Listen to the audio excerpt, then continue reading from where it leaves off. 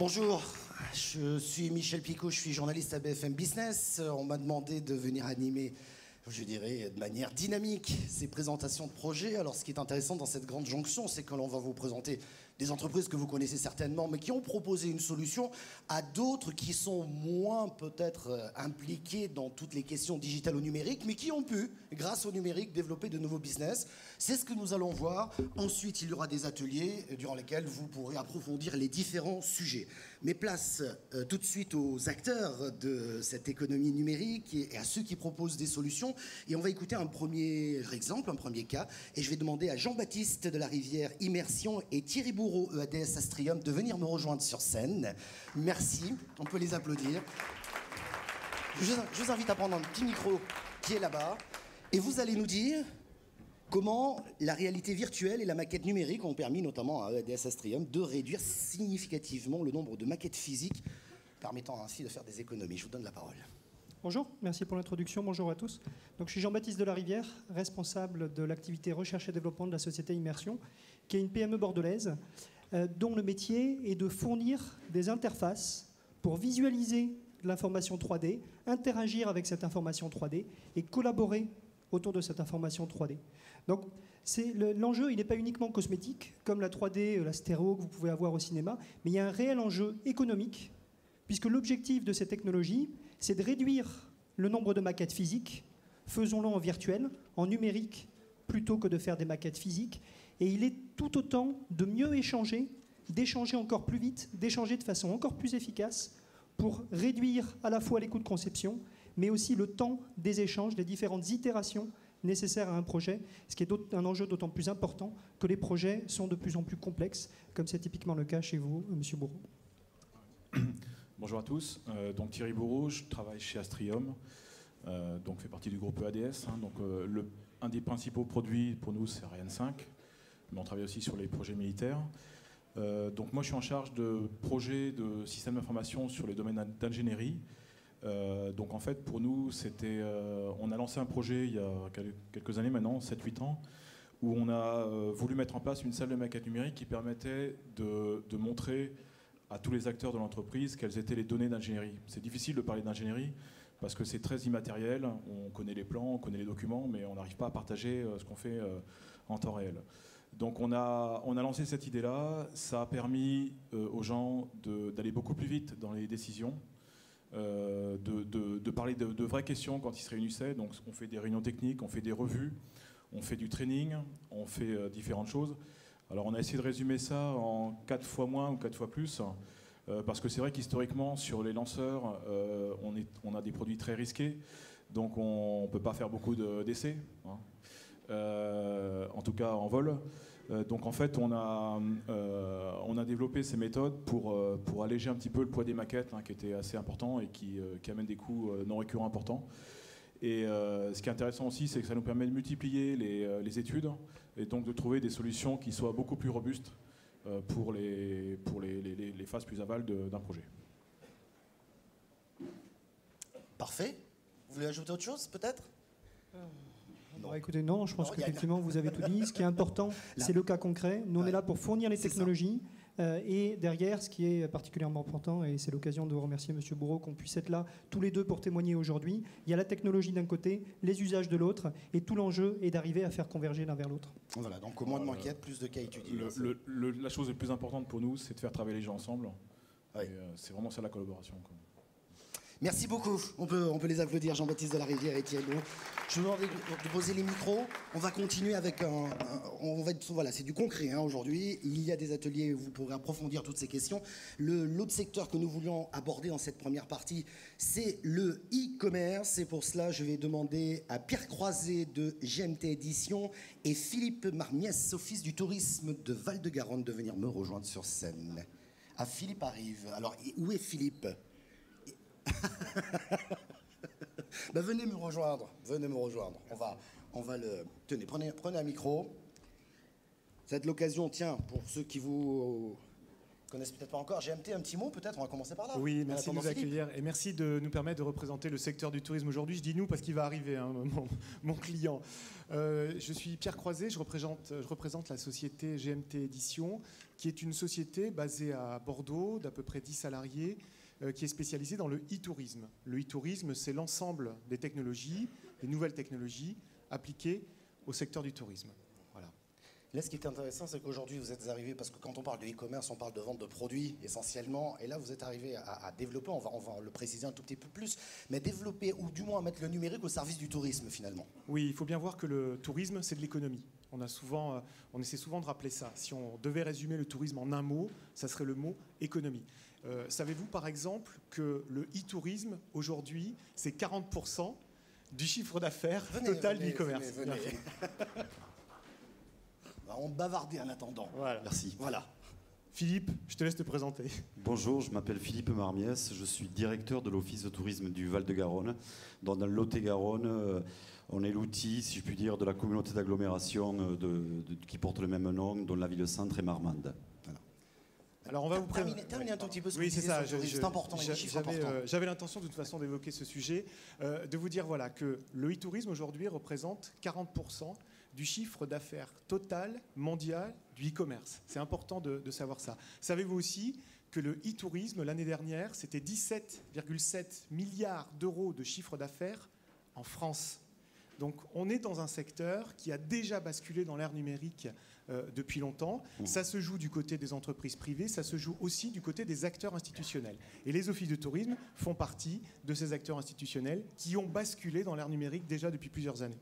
Alors on va entrer dans le vif du sujet maintenant. Qu'est-ce que vous avez proposé? Et puis après, vous allez nous dire quelles sont les retombées, comment ça s'est passé. Je vous laisse faire. Philippe, je vais te passer la parole dans un instant. Ce que je voudrais juste dire, c'est 39 000.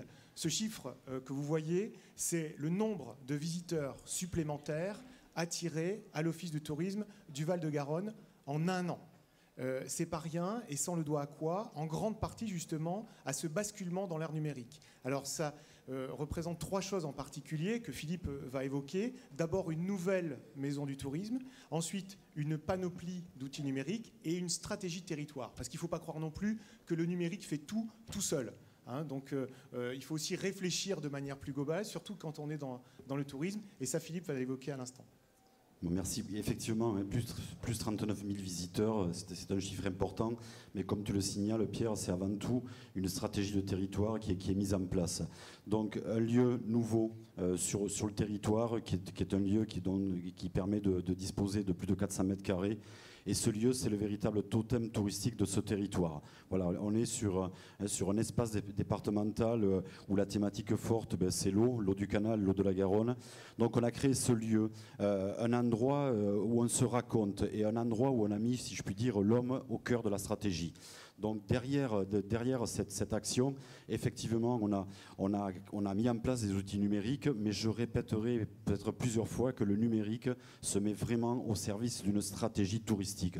C'est un moyen, ça ne remplace pas tout. À côté de ça, c'est un excellent outil qui permet de valoriser, qui permet de communiquer, qui permet de mettre en action toute une stratégie.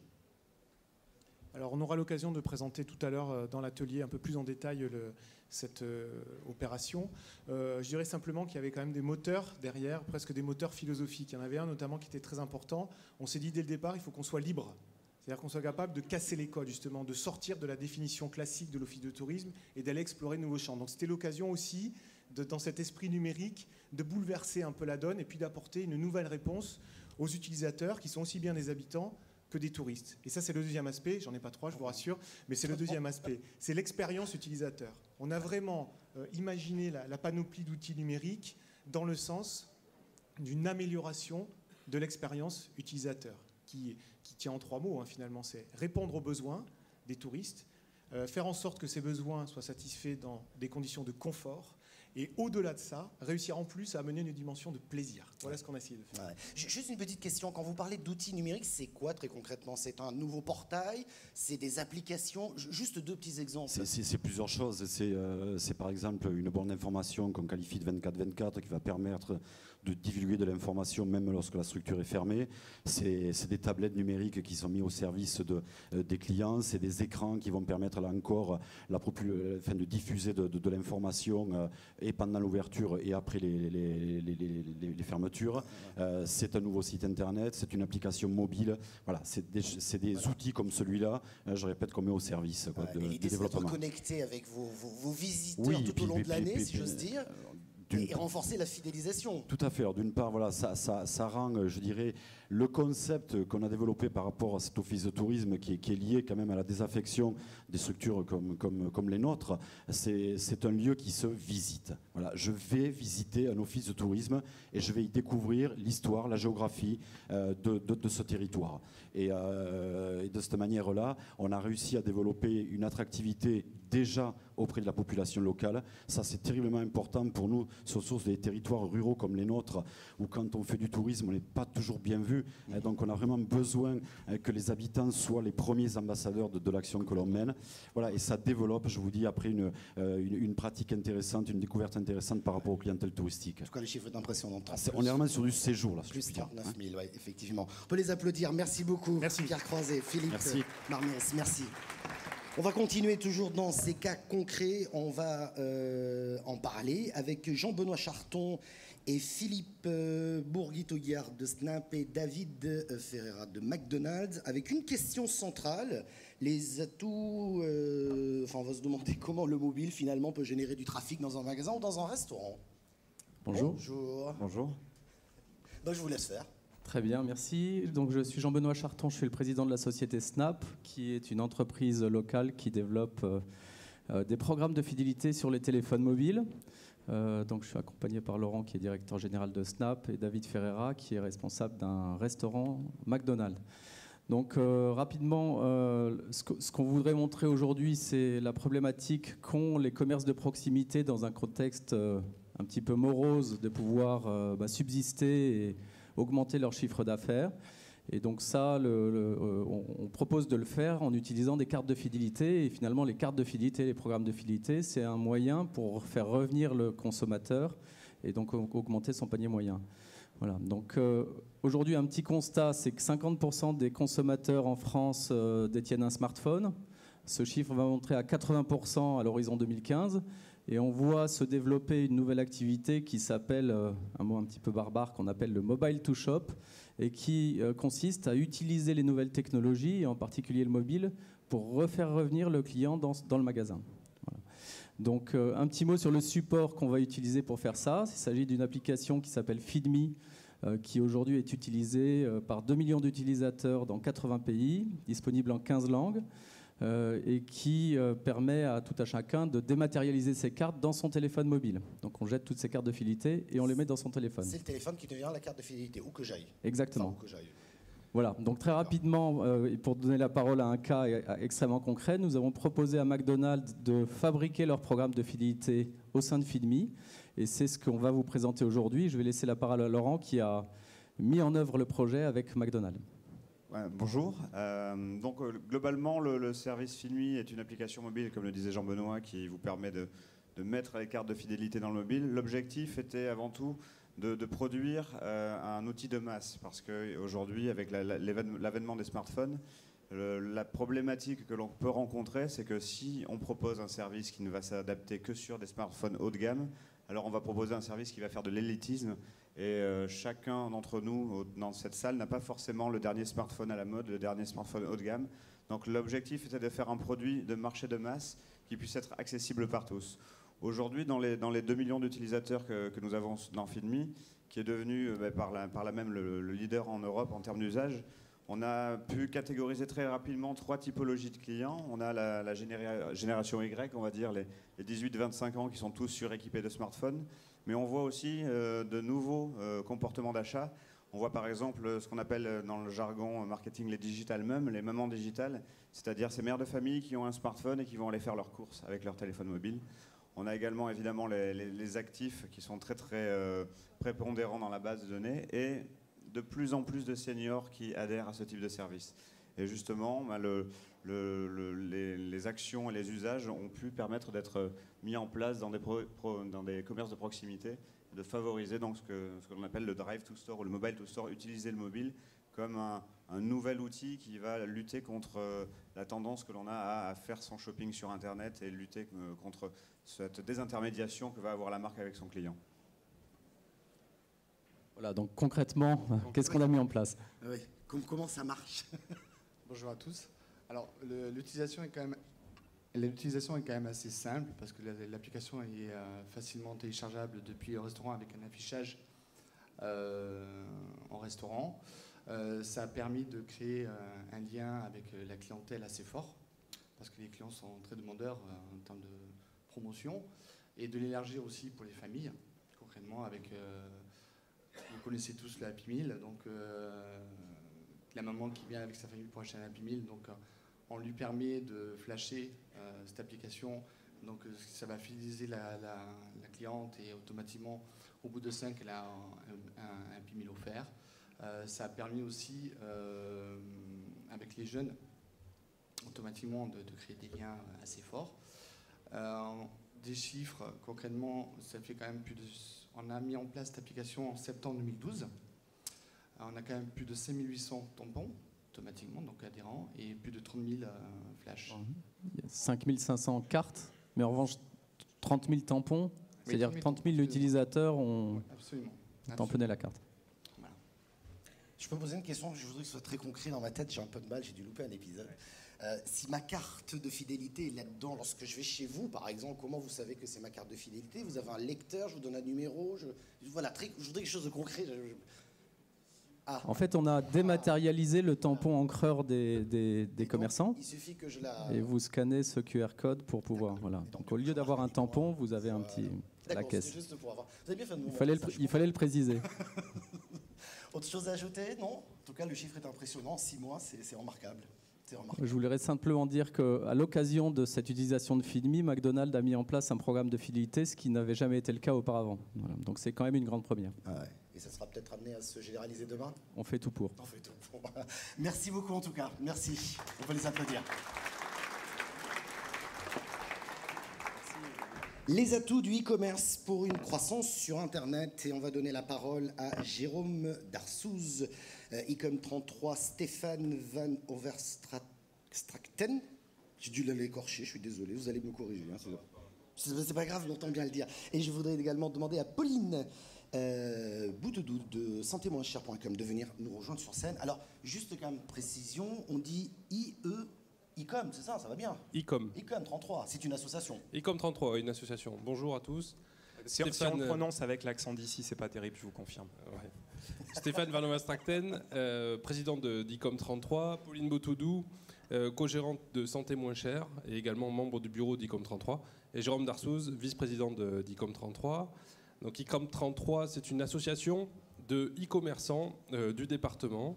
On regroupe aujourd'hui un peu plus de 55 adhérents.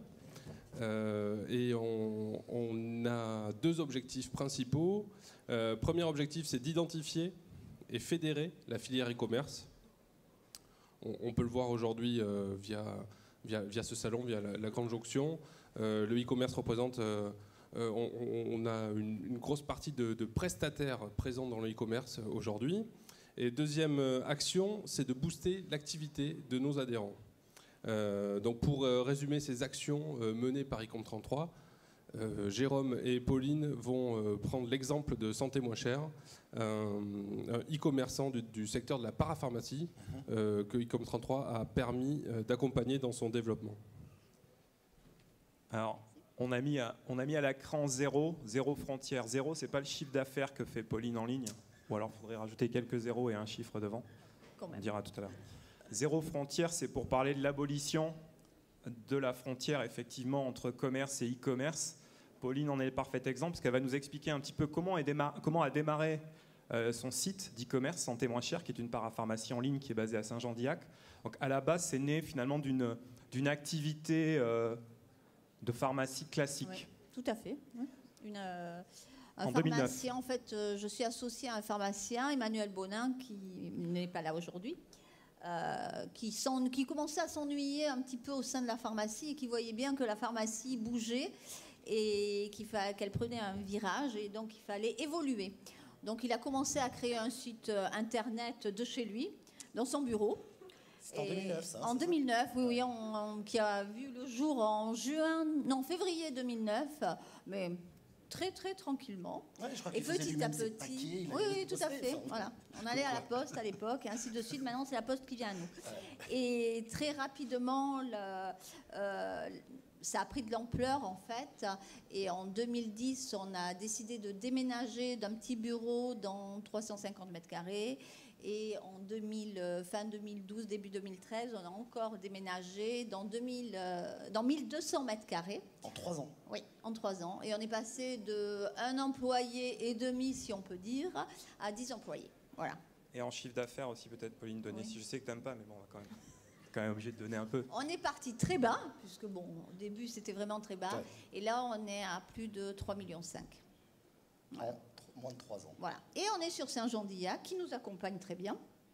Et avec, on disait tout à l'heure, avec ce qui est important, maintenant depuis très peu de temps, une parapharmacie physique, ce qui est quand même assez quoi le cycle, puisque vous êtes parti d'une pharmacie traditionnelle pour faire un site web, pour maintenant refaire une parapharmacie physique. C'est quoi l'idée? Voilà. Parce qu'en fait, on avait beaucoup de demandes. D'une part, des laboratoires qui voulaient quand même avoir une vitrine, parce que vendre sur Internet, c'est bien, et pour eux, c'est pas suffisant.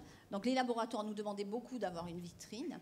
Et la clientèle, énormément aussi. On avait énormément de mails de clients qui disaient « Oui, mais bon, pour ne pas avoir de frais de port, on voudrait venir récupérer la marchandise à l'entrepôt. » Donc on a décidé, on l'a ouverte il y a 1 mois, d'ouvrir une parapharmacie au prix Internet, dans l'entrepôt, une cellule de 200 mètres carrés, où bien sûr les clients de l'Internet peuvent venir, mais tout le monde peut venir.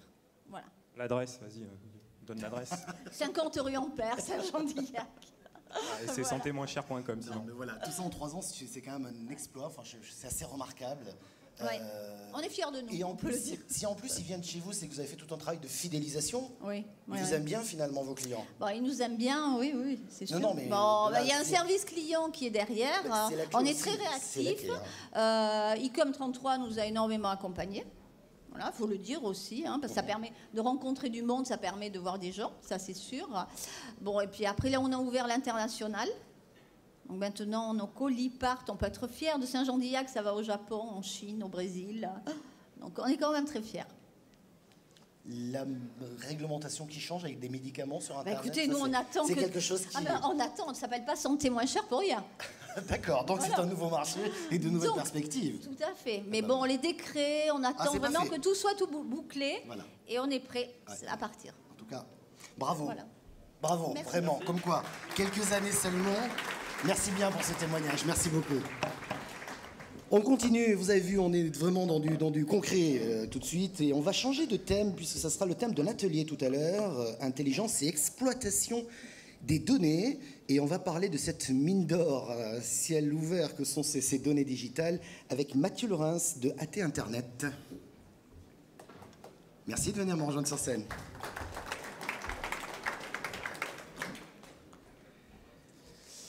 Les données digitales, vous savez que, je ne sais plus qui est-ce qui m'avait dit, c'est le pétrole bleu. Autrement dit, c'est ce qui va faire marcher le business. Ouais, c'est vrai qu'il y a une tendance aujourd'hui où tout le monde dit que c'est le pétrole de demain. L'avantage, c'est qu'il est un petit peu moins polluant. Ouais. Mais c'est vrai que c'est l'or noir de demain. Et alors nous, on essaye de proposer aux entreprises d'aller chercher cet or noir.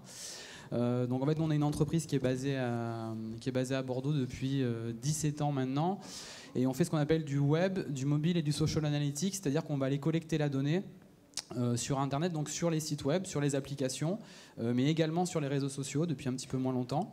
Et on met cette information à disposition des entreprises. Donc nous, on travaille dans plus de 32 pays aujourd'hui et sur environ 350 000 sites. Donc voilà, on a une vision assez large. Et alors aujourd'hui, c'est vrai que nous, on est ce que je voulais aujourd'hui expliquer, et puis ce qu'on expliquera plus en détail tout à l'heure dans l'atelier, c'est qu'en fait ces informations-là, on parle beaucoup de big data, on parle beaucoup de choses comme ça qui sont assez impressionnantes, mais finalement on a un peu l'impression que c'est quelque chose qui s'adresse à des analystes extrêmement pointus et qui s'adresse à des très grandes entreprises, ce qui n'est pas du tout le cas en fait. Aujourd'hui, ces données-là, elles sont accessibles à tout le monde, même à des toutes petites entreprises. Et c'est vrai que nous, on travaille aussi bien avec des sites de camping qu'avec vente privée ou des portails comme ceux de TF1 ou Le Bon Coin. C'est quoi des données précisément? Qu'est-ce que ça contient? Alors, les données, c'est ce on essaiera de voir. Vous allez l'expliquer tout à l'heure à l'atelier, mais juste donnez-nous un petit peu. Voilà, alors c'est pour ça que je suis un petit peu mégalo. Moi, on m'a demandé de choisir un chiffre et j'ai choisi l'infini parce que j'arrivais pas à choisir en fait. Et c'est vrai qu'il y a énormément de données, donc difficile d'aller de vous les segmenter. Mais si vous voulez, les données, ça va déjà être des informations marché.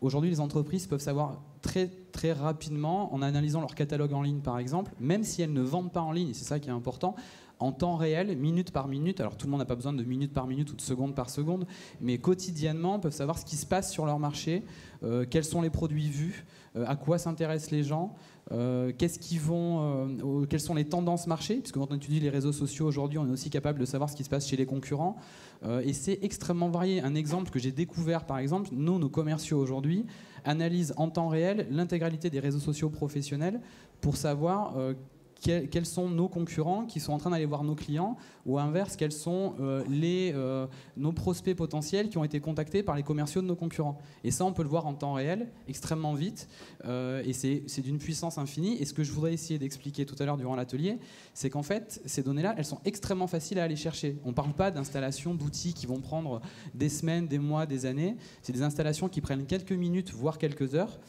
Et la plupart de ces outils, alors j'ai rien dit parce que si mon directeur commercial m'entend, il va me tuer, sont gratuits. C'est-à-dire que ça coûte rien. Donc c'est extrêmement facile à utiliser et c'est gratuit. Il y a des gains de productivité considérables. Mais le problème, c'est que les gens gardent en tête que c'est des choses qui sont trop complexes. Et donc il ne faut pas laisser ces données aux analystes web.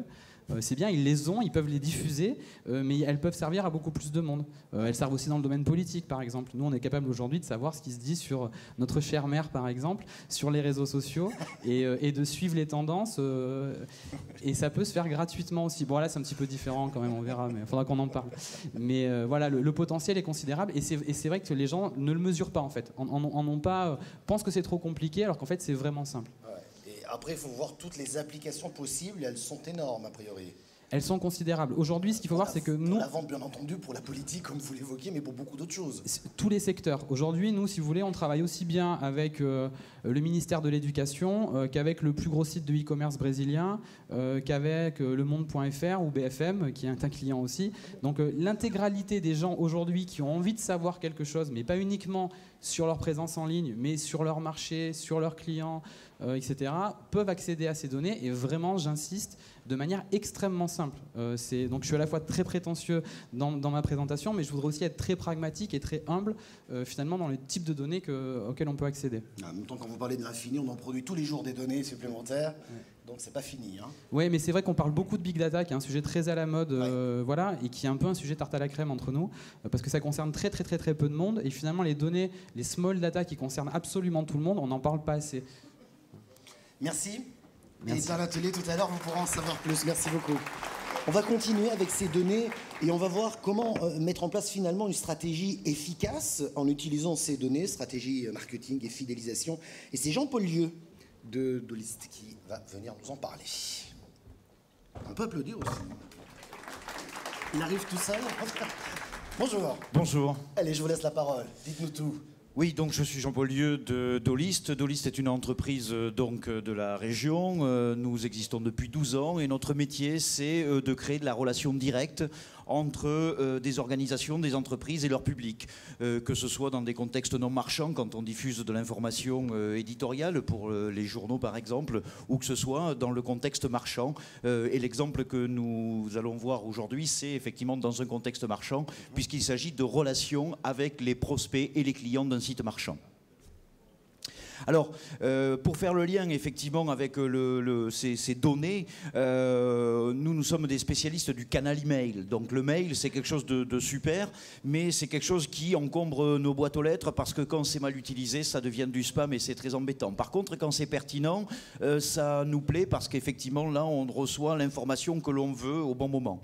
Et là, l'idée, c'était de dire, mais finalement, on a des données quand on est un marchand, on a des données sur ses clients, on sait s'il est venu, on sait s'il a commandé, depuis quand est-ce qu'il a commandé. Enfin, tout ça, c'est dans le logiciel commercial de l'entreprise. Et il faut pouvoir simplement utiliser ces données à bon escient pour rendre ces messages plus pertinents. Donc c'est ce que nous avons fait avec MaxiCoffee, puisque en regardant effectivement le cas de MaxiCoffee, mais qui est le cas pour beaucoup de e-marchands, ils dépensent beaucoup d'argent pour faire venir beaucoup de gens sur leur site. Ils ont un taux de transformation, c'est-à-dire de visiteurs en acheteurs, de l'ordre de 2 à 3% grand maximum. Et très souvent, ensuite, les clients sont plutôt des clients qui sont monocommandes, qu'ils ont du mal à fidéliser parce qu'effectivement, l'internaute est plutôt infidèle. Donc là, ça a été d'utiliser les données qui étaient chez eux pour déclencher donc, des messages pertinents. Donc c'est ce que dans notre jargon, nous appelons le marketing de la gâchette, c'est-à-dire essayer de finalement déclencher de façon automatique des messages ultra pertinents et ultra personnalisés. Alors, l'exemple type, c'est par exemple la personne qui vient sur un site e-marchand, qui crée un compte et qui ne commande pas. C'est la personne qui passe sa première commande parce qu'elle a fait un effort et il faut peut-être la remercier de façon différemment et l'inciter à revenir. C'est peut-être une personne qui a passé une première commande et qui n'est pas revenue dans les 30 prochains jours, ou bien c'est une personne qui a acheté telle ou telle machine à café et qui aura forcément un jour besoin de dosettes ou d'accessoires. Donc en identifiant une quinzaine aujourd'hui d'opportunités de ce type-là, on a tout simplement fait booster ce taux de transformation qui s'est accru de 226%, c'est-à-dire entre le nombre de visiteurs et d'acheteurs, on a tout simplement plus que multiplié par 2 donc ce taux de transformation. Tout ça grâce aux données, donc à la connaissance des attentes du client. Absolument, les données comme base, comme matière première, et le véhicule mail, parce qu'effectivement, c'est le véhicule du marketing direct sur Internet. Quand vous parlez de messages pertinents, voire personnalisés, la personnalisation va jusqu'où? Est-ce que c'est un simple robot qui finalement essaie tant bien que mal d'arriver à être pertinent, ou jusqu'où vous poussez ce message pour sensibiliser effectivement l'acheteur potentiel? Alors, bien entendu, à un moment donné, ce sont des machines, puisque c'est du digital qui les fabrique. Vous êtes dire depuis 30 jours, vous n'êtes pas venu, qu'est-ce qui vous arrive, etc., des choses comme ça? Bien entendu, on sait ce qu'ils ont commandé, on connaît leur historique, on sait même aujourd'hui faire du prédictif en analysant ce que les autres clients ont l'habitude de commander quand ils achètent un produit. Ben, on pourra proposer des produits plus pertinents. Ouais. Donc, c'est effectivement de la composition de messages qui est faite d'imbrication de conditions pour arriver à cette pertinence. En tout cas, ce chiffre est impressionnant, plus 226% d'augmentation du taux de transformation visiteur-acheteur. C'est impressionnant. Voilà, et donc nous détaillerons ça tout à l'heure dans notre atelier. Merci beaucoup. Merci bien. On va aborder un autre point dans cette question d'exploitation de données avec Hervé Berthoud de Systonic qui va venir me rejoindre. On va aborder ces questions que l'on peut se poser, hein, effectivement, les méthodes utilisées donc, par ces cybersquatteurs, les moyens de les détecter, la façon peut-être de traiter les préjudices. On l'applaudit. Bonjour. Bonjour, je suis Hervé Berthoud, je suis le président de Systonic. Nous sommes une entreprise qui a un peu plus de 20 ans. On est surtout connu pour notre métier d'agence web et d'hébergeur. Nous avons créé 2 nouveaux départements il y a quelques années. L'un s'appelle Keep Alert, l'autre ProDomain. ProDomain est un bureau d'enregistrement de noms de domaine. Et Keep Alert est une plateforme de détection et de surveillance de risques sur Internet. Très concrètement, qu'est-ce que vous mesurez? Qu'est-ce que vous regardez? Une utilisation abusive peut-être de ces données? Voilà. Alors, Internet, c'est un immense terrain de jeu. Oui, c'est un monde en croissance. On parle de big data, il croît tous les jours. Il n'y a pas de règles, tout se passe, tout le monde écrit, tout le monde publie. Il est nécessaire aujourd'hui d'être présent, de protéger sa marque, d'être identifié et non copiable sur Internet. La marque, c'est l'identité d'une entreprise. Sur Internet, c'est du trafic, ce sont des ventes. C'est la clé de voûte, le nom de domaine notamment, c'est la clé de voûte de votre présence sur Internet. Et on s'occupe de vous protéger. Ouais. Tout à l'heure, j'utilisais le terme de cybersquatter, c'est autrement dit quelqu'un, je dirais, de malhonnête qui veut se positionner à la place d'une marque en utilisant les données de ses clients, hein, finalement, pour faire simple. Absolument. Mais est-ce qu'on a moyen de les détecter rapidement et de les empêcher d'aller plus loin? Parce que ça peut être catastrophique quand même. Alors la problématique, c'est le multilingue, c'est la géolocalisation. Si vous regardez Google depuis chaque point de la planète, vous ne verrez pas la même chose. Et donc cette surveillance, elle ne peut pas être faite manuellement. Et il faut la faire tous les jours, puisque les événements se déroulent tous les jours. C'est-à-dire que chez vous, vous êtes capable de regarder, on va dire, l'ensemble des moteurs de recherche un peu partout dans le monde et vous les scannez chaque jour pour voir ce qui s'y passe? Absolument. Donc c'est une plateforme dite SaaS, ce sont des automates qui vont détecter l'usage de votre marque avec toutes les techniques de déformation utilisables dans les noms de domaine, avec toutes les extensions de noms de domaine, dans toutes les langues, dans les réseaux sociaux. Aujourd'hui, on peut utiliser votre marque sur un compte YouTube ou un compte Twitter, et de cette façon-là, ou acheter votre marque dans les régies publicitaires de Google et capter du trafic en utilisant la notoriété d'un tiers. Il y a moyen de réagir vite, parce que là, vous parlez de risque, mais au-delà du risque... Il y a de plus en plus de moyens. Notre métier, nous, on travaille pour les marques de luxe, pour les grandes enseignes, pour le monde de l'industrie, notamment pour leurs services juridiques. Donc nous opérons des systèmes de surveillance et de détection et d'identification des responsables ou des serveurs ou des bureaux d'enregistrement de noms de domaine, et nous leur permettons de demander le retrait des contenus auprès des plateformes du Web 2.0, la restitution des noms de domaine ou la fermeture des sites. Ouais. On sait qu'en France, on a encore, notamment les chefs d'entreprise, ont un peu de mal, voilà, justement, déjà à comprendre les enjeux, je dirais, de la cybercriminalité quelque part. Ils ne savent pas bien se protéger. Je fais souvent des conférences et lorsque je demande quel est le mot de passe là sur votre ordinateur, je suis sûr que la moitié vont me dire c'est 1, 2, 3, 4, voire le prénom du premier enfant. On n'a pas encore changé ces habitudes-là. Ça commence à avancer. Il y a une prise de conscience des acteurs de cette économie numérique au risque encouru. Le chiffre que vous avez derrière moi, c'est la perte de chiffre d'affaires des marques françaises sur le sujet de la contrefaçon. On ne traite pas que de la contrefaçon, on travaille aussi sur les problématiques de cybersquatting, de diffamation. J'ai zoomé aujourd'hui sur la contrefaçon, c'est 4 à 7% du chiffre d'affaires des marques de luxe aujourd'hui. C'est à peu près 100 milliards de dollars pour les entreprises du G20. Donc l'enjeu aujourd'hui, on cherche à développer nos chiffres d'affaires, il faut aussi le protéger, ce chiffre d'affaires. Ouais. Donc aujourd'hui, si vous tapez Louboutin sur google.fr, vous allez trouver 5 boutiques de contrefaçon chinoises, qui sont des clones à peu près parfaits des vraies boutiques Louboutin.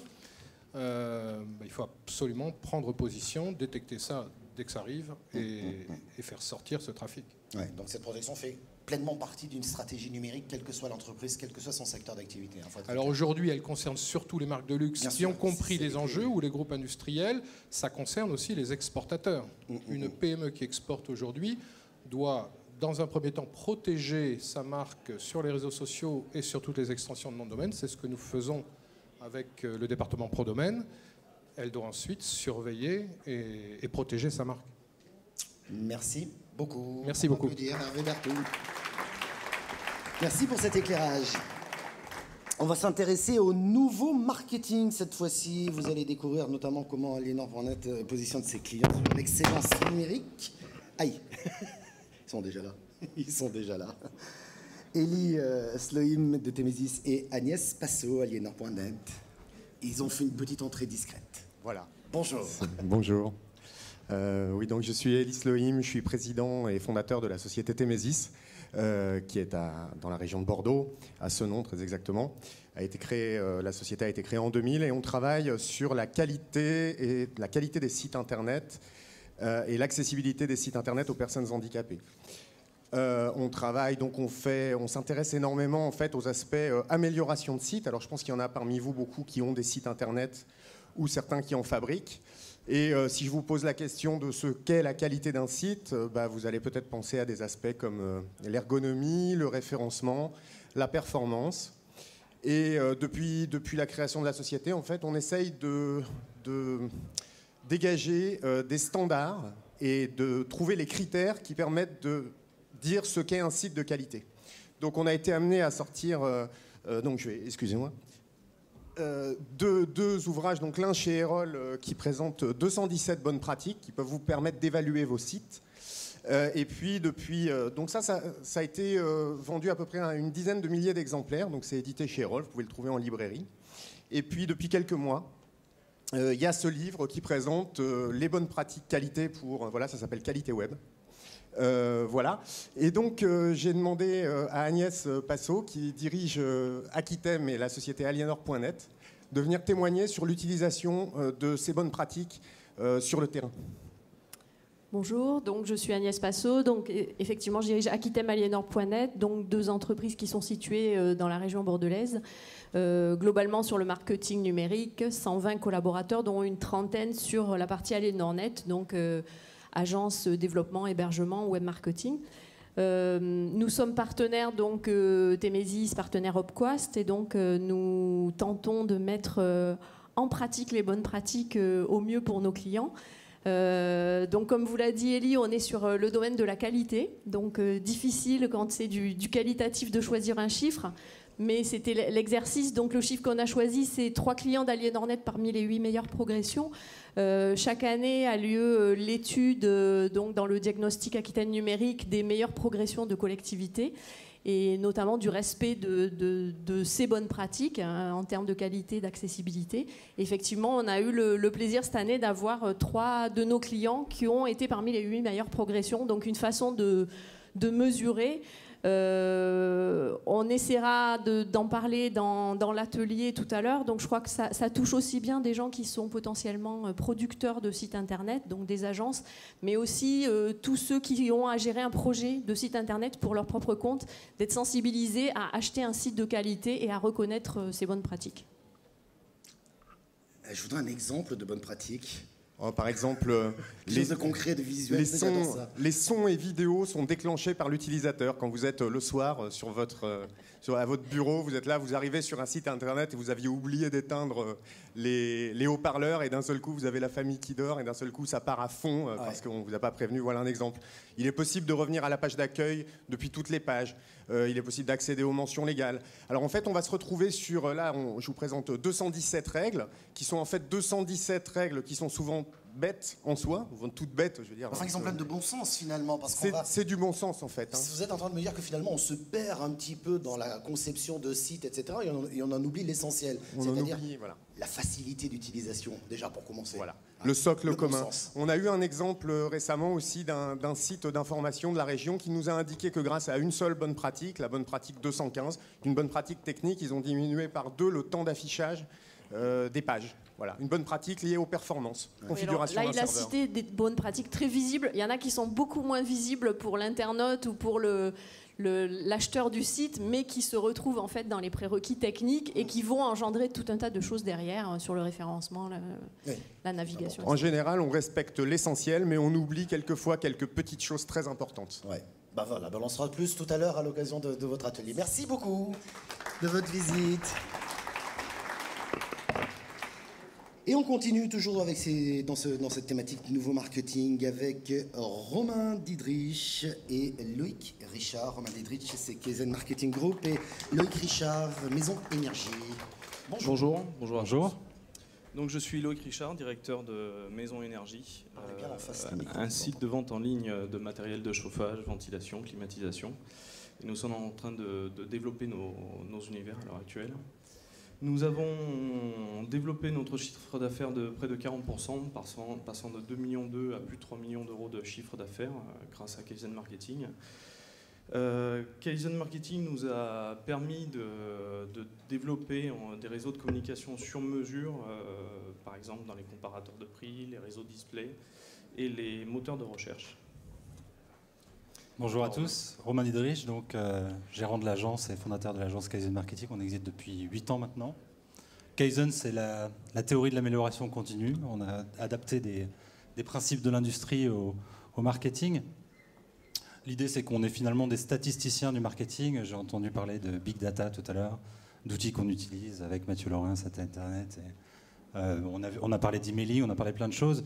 Et finalement, un commerçant qui vend de l'équipement de maison, de salle de bain, des sèches-serviettes, des chauffe-eau, des climatiseurs, Son métier, c'est de créer ce site internet et puis de vendre ses produits.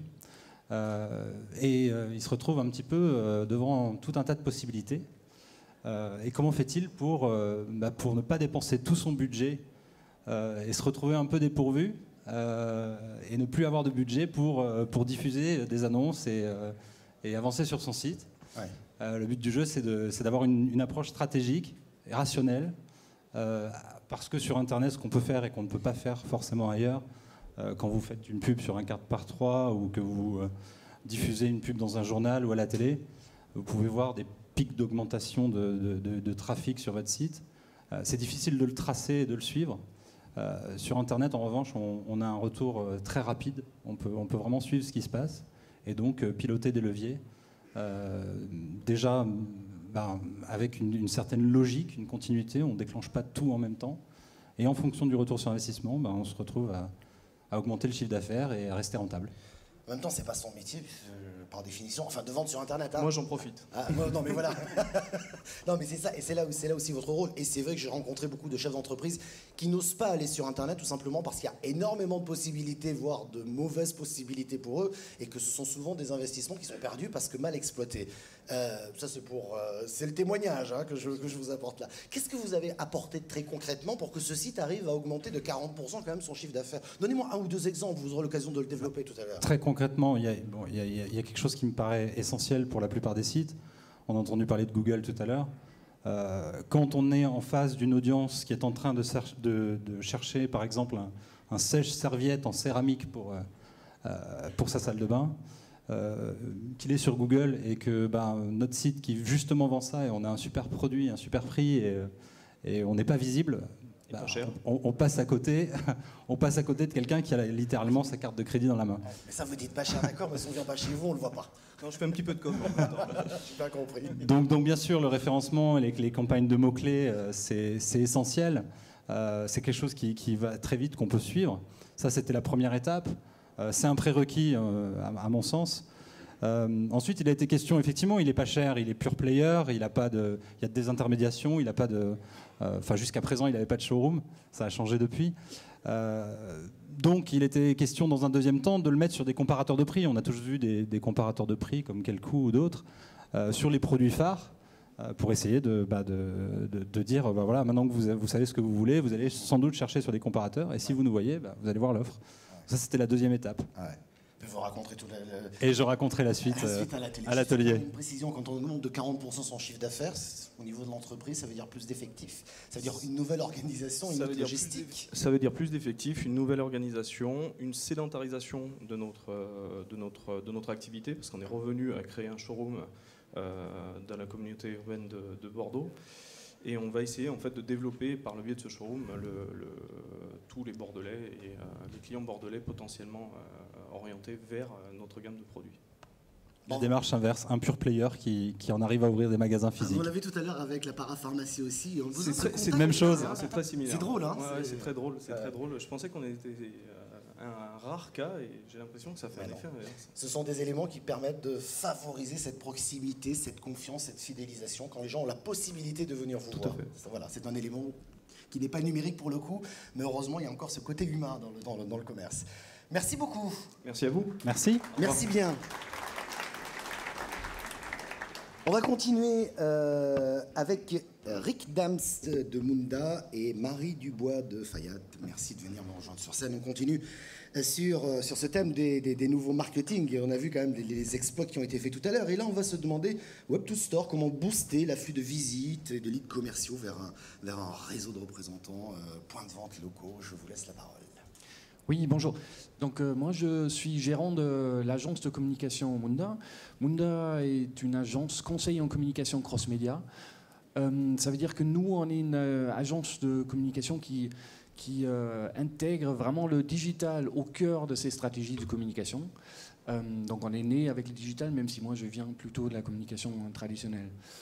Donc aujourd'hui, on présente, ensemble avec Marie Dubois, responsable de communication du groupe Faya, une plateforme qui s'appelle MDWS, qui permet en fait d'équiper toute organisation qui est en réseau d'équiper en fait tous ces points de réseau avec des stratégies de communication digitale. Bon, ça a l'air un peu compliqué. En fait, c'est assez simple. Vous avez le cas classique, par exemple, en fait, d'une marque comme BMW qui vend des voitures via des concessionnaires indépendants. Donc, qu'est-ce qui s'est passé dans les années 2000?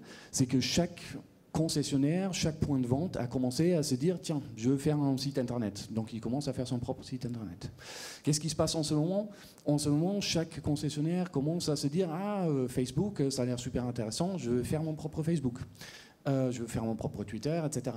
Et pour la marque, ça pose en effet plein de problèmes de communication, parce que le point local, qui est effectivement le point de contact au moment de l'achat, commence à faire une communication avec des outils qui ne sont pas toujours parfaitement au point, ni adaptés à ce qu'il veut faire. Donc, nous, notre plateforme, elle permet de centraliser et de gérer de façon centralisée, effectivement, des sites Internet pour chacun des points locaux.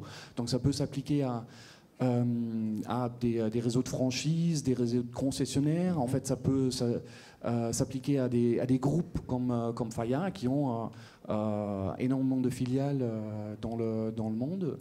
Ça permet aussi de réguler, je ne parle pas de censure, mais de réguler la communication, parce que peut-être d'une région à l'autre, peut-être une interprétation de message qui ne va pas dans la logique nationale ou internationale d'une marque. Et ça permet effectivement de canaliser un tout petit peu, je dirais, quelques erreurs qui peuvent être commises sur un tweet local, quoi. Oui, tout à fait. Tout à fait. Donc c'est vraiment en fait la prochaine étape. Donc aujourd'hui, donc au début, en fait, c'était un peu le côté artisanal. Chacun fait son site avec sa petite agence locale. Et donc aujourd'hui, on arrive dans une ère où la communication des réseaux commence à se professionnaliser. Où les marques et les groupes en fait reprennent en main justement la communication, où chaque point local a bien sûr en fait son espace où il peut communiquer, il peut proposer des services locaux, il peut proposer en fait les horaires d'ouverture, etc., tout ce qui va avec. Mais ça permet aux responsables de communication de la marque, par exemple, avec un clic, de diffuser en fait un nouveau produit sur l'ensemble des sites internet du réseau. Et aujourd'hui, on voit que 70% des gens en fait finalement qui achètent en magasin et qui étaient sur un site internet avant, qu'ils étaient en fait sur le site internet du point de vente local. Donc nous donc en fait c'est vraiment la nouvelle génération maintenant d'outils de communication. Donc on a affiché un chiffre 17 000 de leads par an. Ça c'est un chiffre en fait qu'on génère pour l'un de nos clients. Qui a une problématique très commerciale, parce que l'idée c'était de montrer justement l'impact commercial que ça peut avoir. Si vous considérez que sur ces 300 points de vente, ils génèrent 17 000 leads et une vente, c'est entre 50 à 100 000 euros, là vous avez un potentiel de 850 millions d'euros de chiffre d'affaires. Donc c'est vraiment en fait une arme marketing qui permet d'intégrer et aussi de distribuer justement la génération de leads et de contacts commerciaux en fait à travers tout le réseau de distribution. Je comprends bien la puissance qu'il y a effectivement. On va donner la parole à Marie Dubois. Oui, bonjour. Donc, je suis Marie Dubois, directrice de la communication du groupe Faya. Je veux juste vous dire un petit mot sur notre problématique à nous et en quoi la solution des WS de Munda y a répondu. Donc, le nom de Faya est bien connu à Bordeaux, une entreprise créée par un autodidacte, Clément Faya, qui est devenu en 50 ans le premier groupe indépendant français dans les métiers de la construction. Aujourd'hui, plus d'une centaine de filiales, 18 000 collaborateurs et 3,5 milliards de chiffre d'affaires. C'est pour vous montrer la dimension qu'on a. Mais sorti de Bordeaux, en fait, on a un déficit de notoriété et on y travaille depuis quelques années. Alors en commençant par les fondations, puisqu'on est dans le bâtiment. En 2011, on a lancé une identité numérique commune à l'ensemble des sociétés du groupe. Et en 2012, on a décidé de s'attaquer à notre présence sur Internet, puisqu'il n'y avait pas de cohérence en fait, entre la visibilité de chacune de nos filiales, de nos 120 filiales sur Internet. Et même notre site Corporate Group, donc, qui est le point d'entrée, était très vieillissant, puisqu'il avait presque une dizaine d'années. Donc on a lancé une consultation, Munda a été force de proposition et nous a séduit, donc notamment par l'apport de cette solution qu'on a mise en place. Donc le site est en ligne depuis janvier seulement, donc c'est un peu tôt pour vous donner des chiffres et des résultats concrets, donc en termes d'augmentation du trafic ou évidemment de leads, puisqu'en plus c'est un site corporate. Mais par contre, on a des bénéfices très concrets qu'on a pu voir tout de suite. D'abord la création d'une identité numérique commune, puisque en fait ce système permet en fait une usine à site en fait, qu'on propose à travers un template à toutes nos filiales, qui vont être sur le même modèle progressivement, et également de la mutualisation de contenu dont Rick parlait tout à l'heure, de l'information corporate qui est mutualisée sur les sites des sociétés et inversement, donc avec un gain de temps pour les webmasters. Deuxième bénéfice en termes d'image, on a un site qui est simple et pragmatique à l'image de notre groupe, mais qui est aussi moderne, qui utilise toutes les dernières technologies. Et puis enfin, en termes de retour sur investissement, puisque l'investissement de 30 000 € qui a été fait par le groupe est déjà rentabilisé, puisque sur les 2 premiers mois, on a déjà 12 filiales qui ont adopté ce modèle de site et qui sont en train de créer le leur.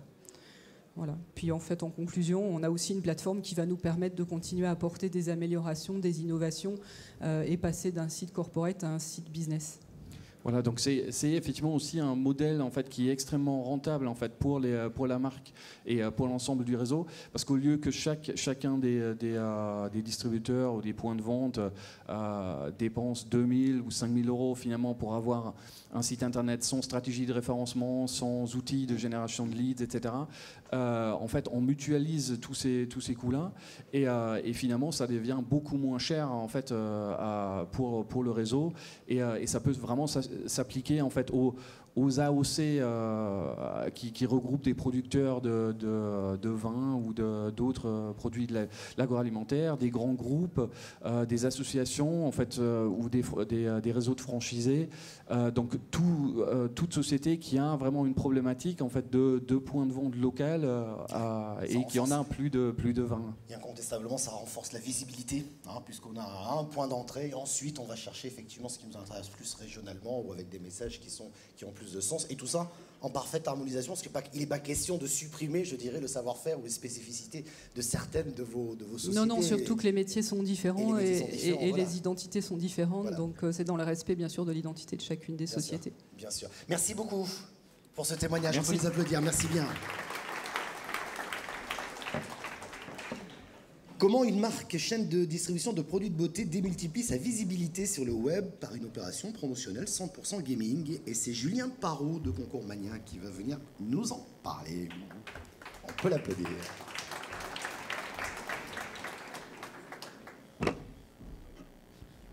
Bonjour à tous. Je suis donc Julien Parot, le fondateur et le président du groupe Concours Mania. Donc Concours Mania est une entreprise qui est née à Bordeaux, qui se développe à Bordeaux. Nous avons notre implantation principale qui est ici, sur les boulevards, et également des bureaux à Montpellier. On est une entreprise du Sud, mais très très bordelaise.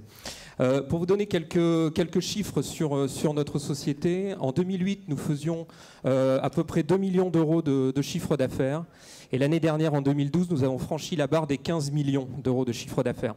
Tout ça pour vous dire que finalement, le jeu marketing, c'est un outil qui se développe très très vite. Et cette croissance, elle est utile parce que nous la mettons au service de nos clients. Et finalement, si nous développons des jeux et nous les développons rapidement, c'est pour développer le business et l'activité de nos clients.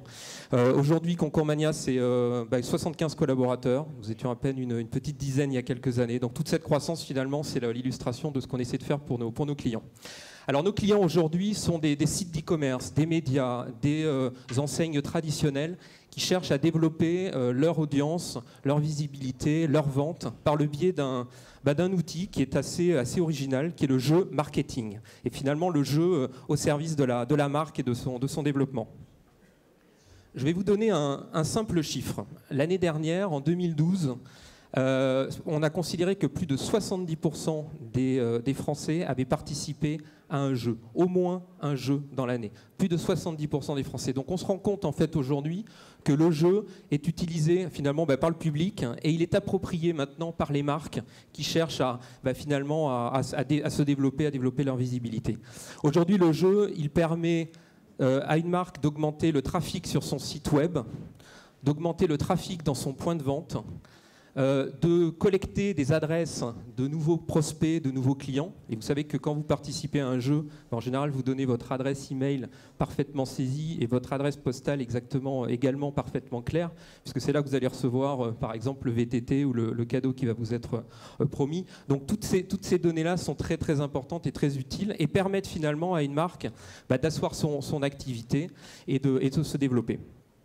Je vais vous montrer un cas que nous avons réalisé pour le compte d'un de nos clients, un annonceur, qui est la marque Sephora. C'est une bonne illustration, je crois, d'un exemple finalement de ce qui se passe en ce moment et qui est la véritable convergence entre le monde physique, les magasins, les points de détail, et le monde numérique. J'ai jamais vu d'opposition, et je crois qu'on ne doit pas en voir, entre ces deux mondes-là. Aujourd'hui, avoir une marque forte, c'est important, l'avoir dans les rues de nos villes, mais c'est également important de pouvoir communiquer sur le web. Là, on a une opération, on va peut-être pouvoir la lancer, une opération de jeu qu'on a lancée pour la campagne de Noël, pour le compte de Sephora.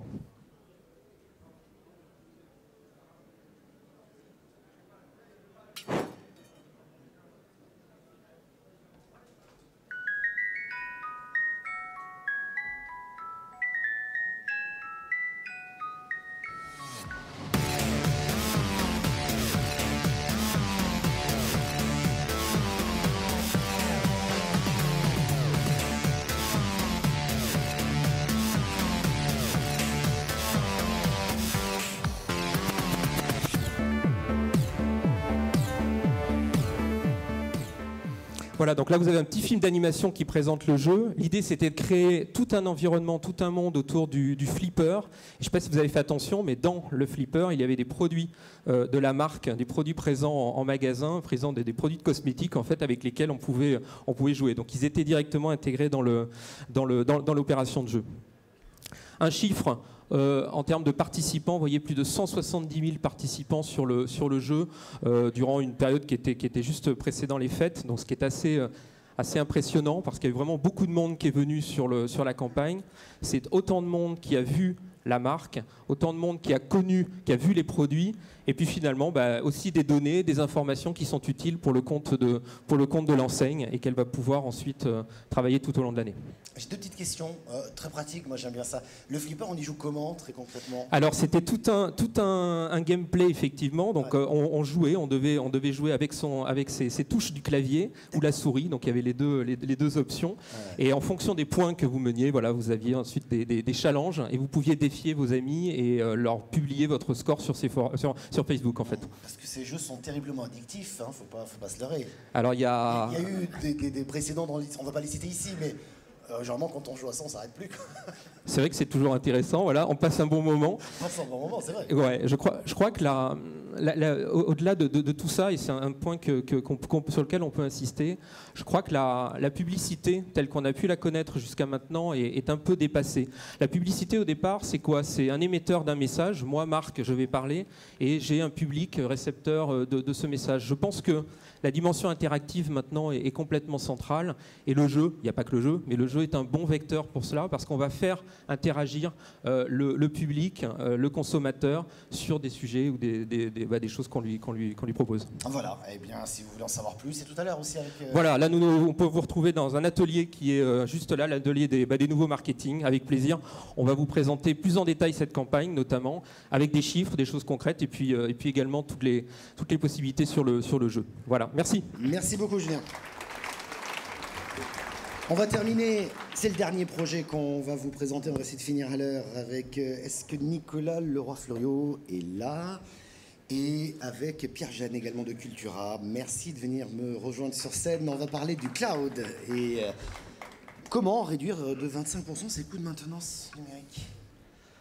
Bonjour madame, bonjour messieurs, donc je suis Nicolas Leroy-Fleuriot, je suis le président et directeur général de Keops Technologies. Nous, on est sur la route des vacances. Vous devez forcément nous voir puisque nous sommes à droite au bord de l'autoroute d'Arcachon. Donc, on se veut maintenant, notre slogan, ce sera pensez Keops et vous penserez aux vacances. C'est difficile, d'après Julien Parou, Nous, on ne joue pas. Non, on ne joue pas. Mais c'est des vacances, voilà. C'est la route des vacances. Bien, on fait du cloud, effectivement. Qui n'a pas entendu parler du cloud? Il y a certainement un grand nombre d'utilisateurs de tablettes numériques ou de smartphones dans la salle. Et vous savez que si vous n'avez pas activé les fonctions de cloud, vous prenez de très gros risques. D'abord de perdre toutes vos données, puisqu'elles ne seront pas sauvegardées, sauf si vous connectez de temps en temps votre appareil, votre appliance à votre PC. Alors que si vous activez la fonction cloud, tout est sauvegardé, tout est sécurisé, et il y a très peu de chances que vous perdiez vos données. Bien. L'intérêt du cloud, eh bien écoutez, je vous donne rendez-vous à 14h50, puisque nous avons un atelier. Et donc Pierre-Jeanne, qui est le directeur des systèmes d'information de Cultura, sera avec nous tout à l'heure, accompagné de François Tricot, qui est le directeur des systèmes d'information de Seva Santé Animale.